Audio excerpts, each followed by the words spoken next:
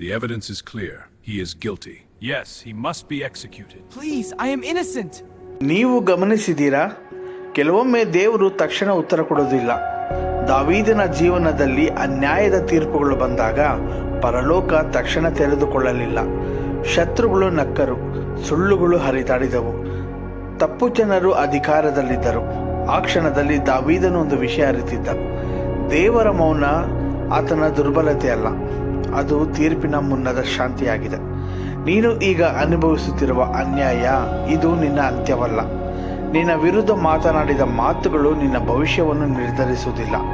ದೇವರು ನೋಡುತ್ತಿದ್ದಾನೆ, ದೇವರು ಕಾಯುತ್ತಿದ್ದಾನೆ ಮತ್ತು ಸರಿಯಾದ ಸಮಯದಲ್ಲಿ ಆತನು ನ್ಯಾಯವನ್ನು ಸ್ಥಾಪಿಸುವನು. ನೀನು ಶಾಂತವಾಗಿರು. ಪರಲೋಕ ಈಗ ಮೌನವಾಗಿರಬಹುದು, ಆದರೆ ತೀರ್ಪು ಬರಲಿದೆ.